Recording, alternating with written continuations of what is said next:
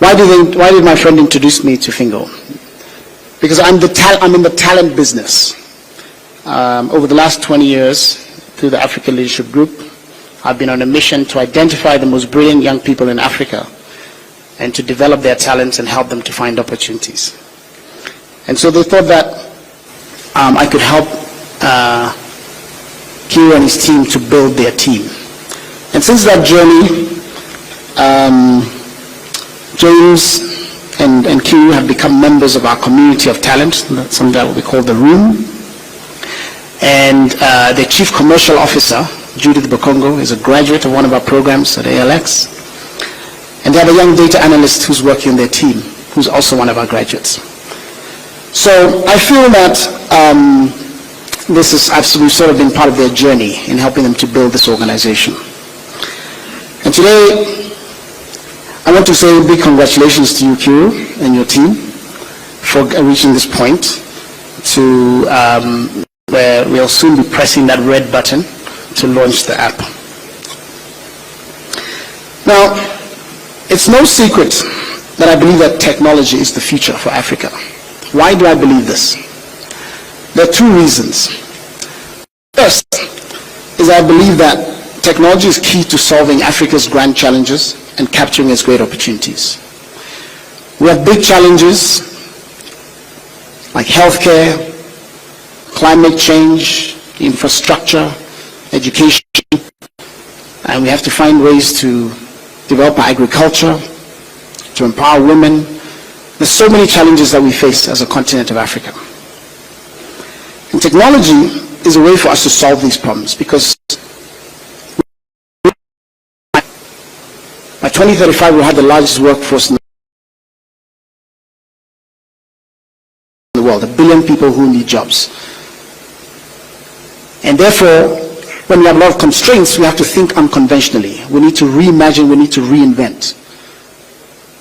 We cannot solve Africa's problems with conventional methods. We need unconventional methods, and technology is the way in which we can do that. I can personally attest to the power of technology. Before the pandemic, we were training a few thousand people on the continent. During the pandemic, we had to leverage technology. And today, we've scaled by 53,000% in just 2 years. And we're training 200,000 software engineers on the continent of Africa. 12,000 of those are here in Kenya. And our goal is to leverage technology to build the next generation of technology talent for the continent. So we aim to develop 5 to 10 million software engineers on this continent of Africa so that we can actually make Africa the next India, the next China, with the talent to power economies. Technology is also crucial for improving public sector governance on the continent. In fact, just yesterday, I was at the African Leadership University campus in Rwanda, where I was leading a session with 43 leaders from public sector countries across the continent, including 3 from Kenya, where we're helping them to develop skills to become product managers, to think like how tech companies think. Because what do tech companies do? They first understand their user's problem, then they develop a prototype, they roll it out, and then they use the data to improve it. And that's how we go from version 1, version 2. So we go from iPhone 1 to iPhone 10 to iPhone 15, and it gets better. So we're challenging governments to say, what if you thought of your citizens as users? Understand their needs, develop a prototype of a solution, roll it out using data, and then use the analytics to improve the service, and then it gets better and better and better. Estonia is a great example of this. In Estonia, there are only 2 things that you need to interact with the government for in person: to get married or to get divorced. Everything else is online. And so we're hoping that we can develop public sector leaders who can allow our governments to function with this level of efficiency. Because what does technology do as well? It improves transparency, it helps to remove corruption, because a lot of things can be traced. And so Kenya's Huduma Centers, obviously, it's a wonderful start in that direction. And Your Excellency, we hope that under your leadership, you will continue to push digitization of the government so that your citizens can access so many services much faster and easier at a lower cost, and it will drive transparency and help to reduce corruption. The second reason why I believe that technology is a future is because technology is a powerful force of job creation. When we think about, and then there are two ways in which I see Africa doing this. The first is if we can build a large pool of technology talent, we can then tap into the massive global need for technology talent. There's a shortage of 50 to 80 million jobs in the world that are looking for people with technology skills. China is aging, India is aging, Africa remains the youngest continent in the world. So if we can develop technology talent, we can actually export it in the same way in which India today generates $230 billion of foreign exchange. 90% of that comes from outside of India. And every tech worker spends money in restaurants, they have an Uber driver, they spend money in shops, and they bring wealth and they drive the middle class in the country. And so Africa therefore has a fantastic opportunity to become the next India by building a large pool of technology talent and attracting foreign exchange into the continent and building the middle class that will actually fuel the economy.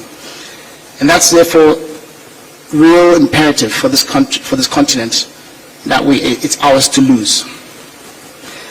The second reason why technology creates jobs is through entrepreneurship. And in that vein, Hiro and his team are wonderful examples of that. We find in the African Leadership Group that every entrepreneur that we creates between 10 to 15 jobs. These guys are ahead already. They've already got 20 jobs. And as they scale, they've promised me that they're going to create 300 jobs at least. Imagine that going all the way across the continent. There's one graduate from the African Leadership University from 2 years ago who built a tech company. He today employs 50,000 people across the continent. And so you can see young people spinning up around the continent and creating jobs for others. And one of the ways in which this happens is that they employ other young people. We find that young entrepreneurs tend to either hire young people, because entrepreneurs hire their peers. The average age of the people in Kiru's company are 26. And that's what needs to continue as they hire other young people. So I'll end by saying how proud I am by this, and also the significance of the partnership with EcoBank. Because for entrepreneurs to scale, they need to move across the continent. That's how our economies individually are not big enough, but as a continent, we have a big economy. And so, Jeremy, I really applaud your leadership in working with Kiro and his team to help them to scale across the continent, and in doing so, they will create more jobs. So congratulations again, and here's to Fingo.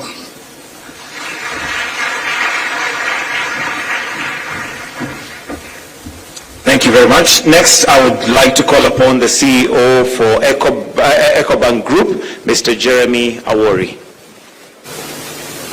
We can clap for him as he comes.